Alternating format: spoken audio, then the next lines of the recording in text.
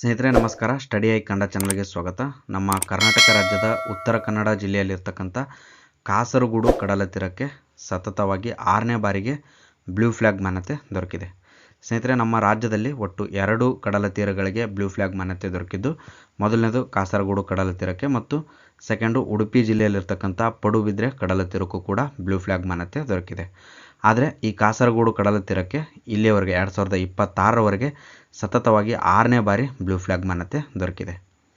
ಸ್ನೇಹಿತರೆ, ಈ blue flag ಮಾನ್ಯತೆ ಅಂದ್ರೇನು? ಈ ಬ್ಲೂ ಫ್ಲ್ಯಾಗ್ ಮಾನ್ಯತೆಯನ್ನು ಈ ಕಡಲ ತೀರಗಳಿಗೆ ನೀಡೋದ್ರಿಂದ ಆ ಪ್ರದೇಶದಲ್ಲಿ ಆಗುವಂಥ ಒಂದು ಡೆವಲಪ್ಮೆಂಟ್ಗಳ ಬಗ್ಗೆ ಹಾಗೂ ಇಲ್ಲಿಯವರೆಗೂ ನಮ್ಮ ಭಾರತದಲ್ಲಿ ಬ್ಲೂ ಫ್ಲ್ಯಾಗ್ ಪಡೆದಿರ್ತಕ್ಕಂಥ ಇತರೆ ಕಡಲ ತೀರಗಳ ಬಗ್ಗೆ ಎಲ್ಲದರ ಬಗ್ಗೆನ ಡೀಟೇಲ್ ಆಗಿ ಈ ವಿಡಿಯೋದಲ್ಲಿ ತಿಳಿದುಕೊಳ್ಳೋಣ.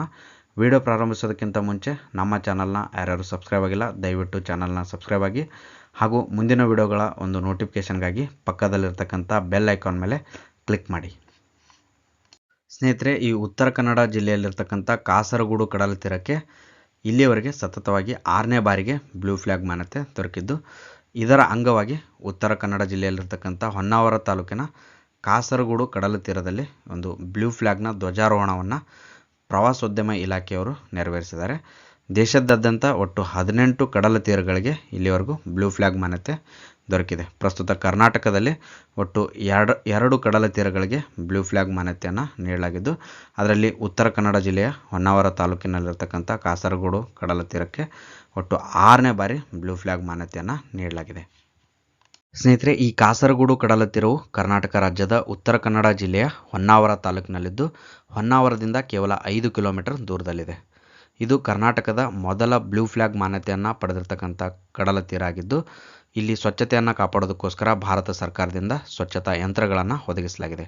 ಜೊತೆಗೆ ಈ ಯಂತ್ರದ ಮೂಲಕ ಹಾಗೂ ಹೊರಗುತ್ತಿಗೆ ಆಧಾರದ ಮೇಲೆ ಸಿಬ್ಬಂದಿಯನ್ನು ಕೂಡ ನೇಮಕ ಮಾಡ್ತಾ ಇದ್ದು, ಇದರಿಂದ ಅಲ್ಲಿ ಸ್ವಚ್ಛತೆಯನ್ನು ಕಾಪಾಡೋದು ಮತ್ತು ಪ್ರವಾಸಿಗರ ಸುರಕ್ಷತೆ ಹಾಗೂ ಮೂಲ ಸೌಕರ್ಯ ನಿರ್ವಹಣೆಯನ್ನು ಕೂಡ ಅಲ್ಲಿ ಮಾಡಲಾಗ್ತಾ ಇದೆ.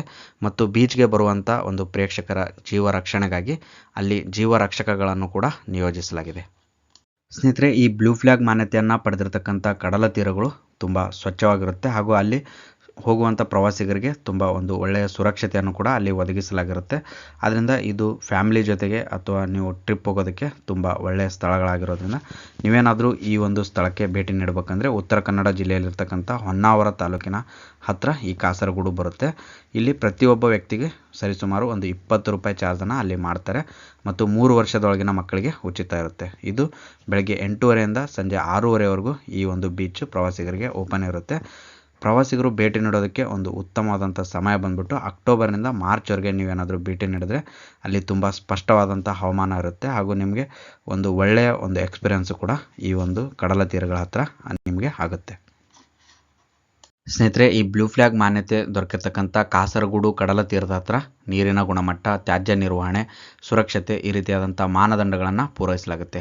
ಜೊತೆಗೆ ಪ್ರವಾಸಿಗರಿಗೆ ಉತ್ತಮವಾದಂಥ ಶುಚಿಯಾಗಿರ್ತಕ್ಕಂಥ ಶೌಚಾಲಯಗಳನ್ನು, ಅಂಗವಿಕಲರಿಗೆ ವಿಶೇಷ ಸೌಲಭ್ಯವನ್ನು ಹಾಗೂ ಬಟ್ಟೆ ಬದಲಾಯಿಸುವಂಥ ಕೊಠಡಿಗಳು ಮತ್ತು ಮಕ್ಕಳಿಗೆ ಮೀಸಲಾಗಿರ್ತಕ್ಕಂಥ ಉದ್ಯಾನವನವನ್ನು ಕೂಡ ನೀವು ಈ ಸ್ಥಳದಲ್ಲಿ ನೋಡ್ಬೋದು. ಜೊತೆಗೆ ಪ್ರವಾಸಿಗರ ಒಂದು ರಕ್ಷಣೆಗಾಗಿ ಜೀವರಕ್ಷಕರನ್ನು ಕೂಡ ಅಲ್ಲಿ ನಿಯೋಜಿಸಿರ್ತಾರೆ ಹಾಗೂ ಸೌರ ಬೆಳಕು, ಘನತ್ಯಾಜ್ಯ ಸಂಸ್ಕರಣಾ ಘಟಕ ಮತ್ತು ಅಲ್ಲಿ ಸುತ್ತಮುತ್ತಲು ಹಚ್ಚ ಹಸಿರಿನ ಪೊದೆಗಳಿಂದ ಆವೃತ ಆಗಿರೋದ್ರಿಂದ ಪ್ರವಾಸಿಗರು ಭೇಟಿ ನೀಡೋದಕ್ಕೆ ಒಂದು ಉತ್ತಮವಾದಂಥ ಸ್ಥಳ ಅಂತ ಹೇಳ್ಬೋದು.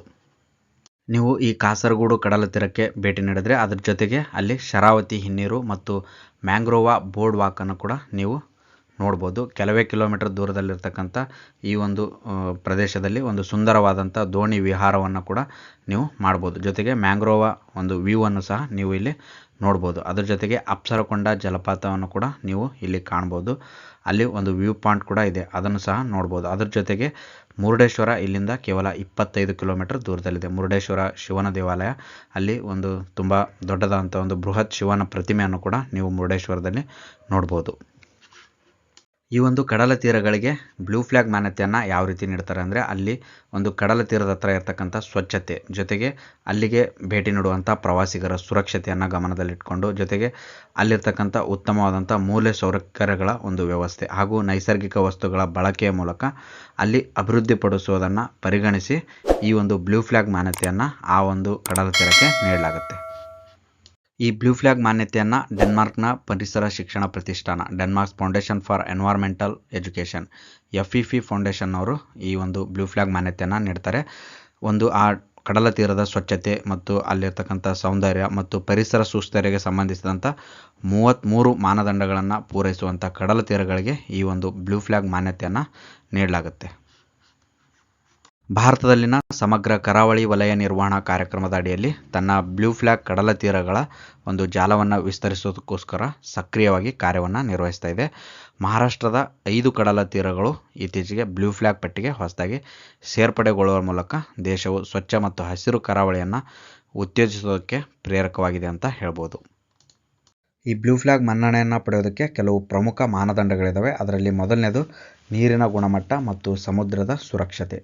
ಸೆಕೆಂಡು ಪರಿಸರ ಶಿಕ್ಷಣ ಮತ್ತು ಜಾಗೃತಿ. ಥರ್ಡು ಪರಿಸರ ಸ್ನೇಹಿ ನಿರ್ವಹಣಾ ಕ್ರಮಗಳು.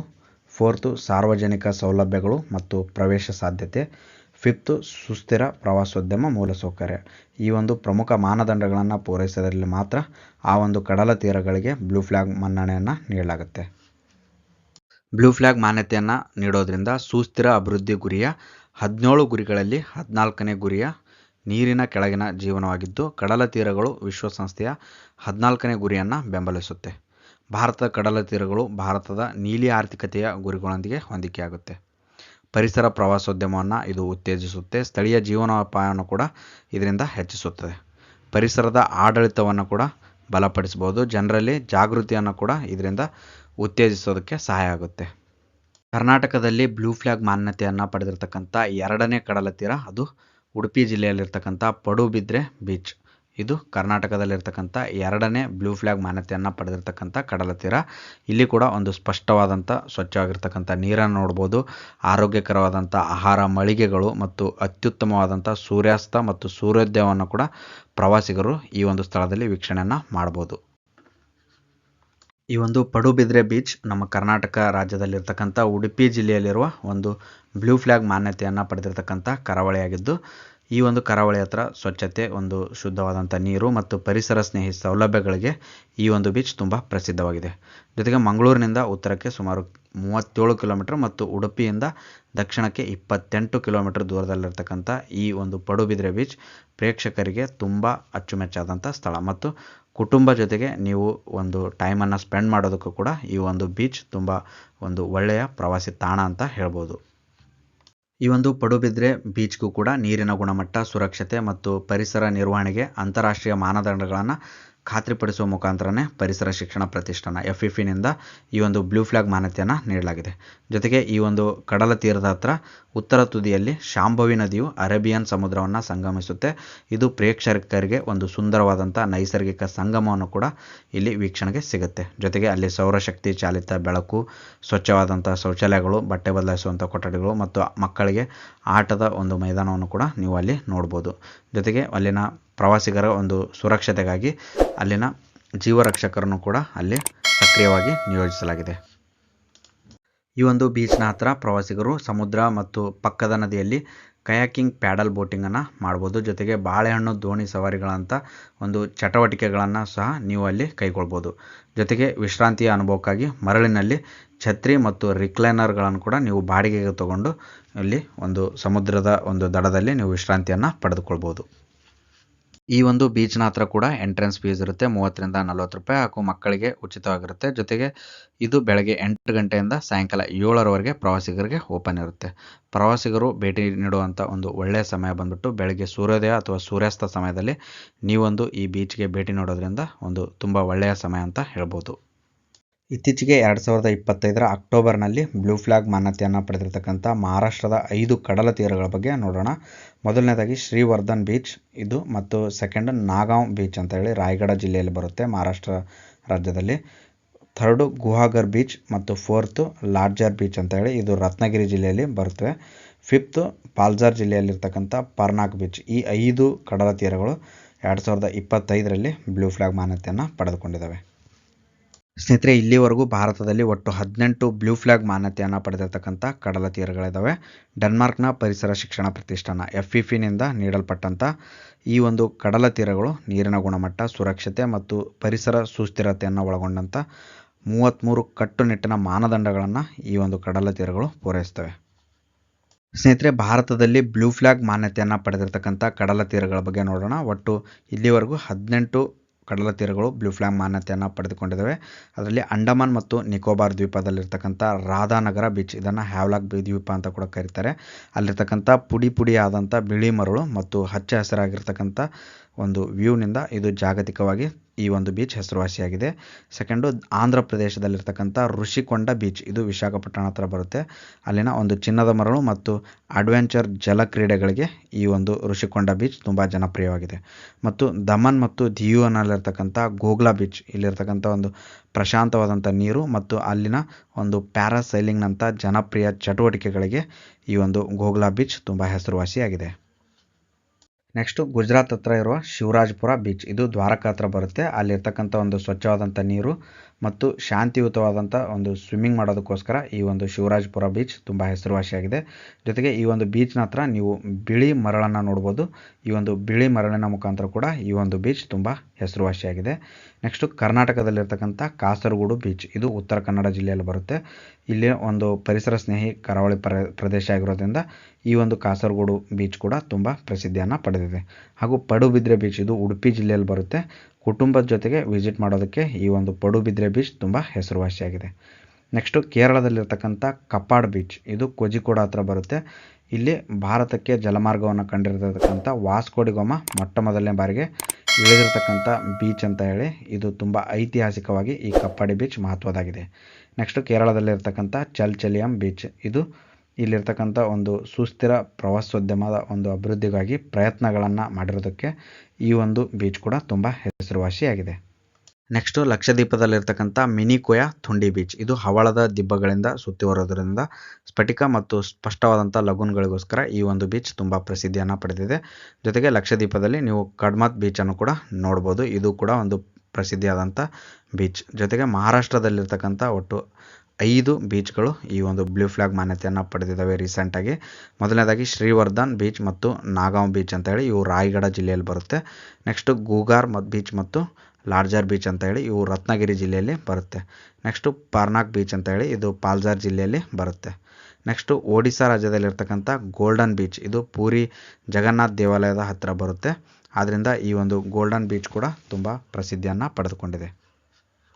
ನೆಕ್ಸ್ಟು, ಪದುಚೇರಿ ಪಾಂಡಿಚೇರಿಯಲ್ಲಿರ್ತಕ್ಕಂಥ ಈಡನ್ ಬೀಚ್, ಇದು ಕೂಡ ಅತ್ಯುತ್ತಮವಾದಂಥ ನೈರ್ಮಲ್ಯ ಮತ್ತು ಸಂದರ್ಶಕರ ಸೌಲಭ್ಯಗಳನ್ನು ಹೊಂದಿರತಕ್ಕಂಥ ಬೀಚ್ ಆಗಿದ್ದು ಇಲ್ಲಿ ಪ್ರವಾಸಿಗರು ತುಂಬ ಶಾಂತ ರೀತಿಯಿಂದ ಮತ್ತು ವಿಶ್ರಾಂತಿಯನ್ನು ಪಡೆಯೋದಕ್ಕೆ ಒಂದು ಒಳ್ಳೆಯ ಸ್ಥಳ ಅಂತ ಹೇಳ್ಬೋದು. ನೆಕ್ಸ್ಟು, ತಮಿಳುನಾಡಿನಲ್ಲಿರ್ತಕ್ಕಂಥ ಕೋಲಂ ಬೀಚ್, ಇದು ಚೆನ್ನೈ ಹತ್ರ ಬರುತ್ತೆ. ಇದು ಕೂಡ ಒಂದು ಶಾಂತವಾದಂಥ ನೀರು ಮತ್ತು ಸಂಘಟಿತ ಕರಾವಳಿಯನ್ನು ಹೊಂದಿರತಕ್ಕಂಥ ಬೀಚ್ ಅಂತ ಹೇಳ್ಬೋದು. ಸ್ನೇಹಿತರೆ, ಇವು ಒಟ್ಟು ಭಾರತದಲ್ಲಿ ಬ್ಲೂ ಫ್ಲ್ಯಾಗನ್ನು ಪಡೆದಿರತಕ್ಕಂಥ ಒಟ್ಟು 18 ಬೀಚ್ಗಳ ಮಾಹಿತಿ. ಸ್ನೇಹಿತರೆ, ಈ ಒಂದು ವಿಡಿಯೋದಲ್ಲಿ ನೀಡಿರತಕ್ಕಂಥ ಮಾಹಿತಿ ನಿಮಗೆಲ್ಲ ಇಷ್ಟ ಆಗಿದೆ ಅಂತ ತಿಳ್ಕೊತೀನಿ. ವಿಡಿಯೋ ಇಷ್ಟ ಆಗಿದರೆ ವಿಡಿಯೋನ ಲೈಕ್ ಮಾಡಿ ಮತ್ತು ಆದಷ್ಟು ಜನರಿಗೆ ಶೇರ್ ಮಾಡಿ. ಹಾಗೂ ನಮ್ಮ ಚಾನಲ್ನ ಯಾರ್ಯಾರು ಸಬ್ಸ್ಕ್ರೈಬ್ ಆಗಿಲ್ಲ ದಯವಿಟ್ಟು ಚಾನಲ್ನ ಸಬ್ಸ್ಕ್ರೈಬ್ ಆಗಿ. ಹಾಗೂ ನೀವೇನಾದರೂ ಸ್ಪರ್ಧಾತ್ಮಕ ಪರೀಕ್ಷೆಗಳಿಗೆ ತಯಾರಿಯನ್ನು ನಡೆಸ್ತಾ ಇದ್ದರೆ ನಮ್ಮ ಚಾನಲ್ನಲ್ಲಿ ಮುಂದೆ ಸ್ಪರ್ಧಾತ್ಮಕ ಪರೀಕ್ಷೆಗಳಿಗೆ ಸಂಬಂಧಿಸಿದ ವಿಡಿಯೋಗಳನ್ನು ತರ್ತಾ ಇರ್ತೀನಿ. ಆದ್ದರಿಂದ ಮುಂದಿನ ವಿಡಿಯೋಗಳ ನೋಟಿಫಿಕೇಷನ್ಗಾಗಿ ಪಕ್ಕದಲ್ಲಿರ್ತಕ್ಕಂಥ ಬೆಲ್ ಐಕಾನ್ ಮೇಲೆ ಕ್ಲಿಕ್ ಮಾಡಿ. ಧನ್ಯವಾದಗಳು.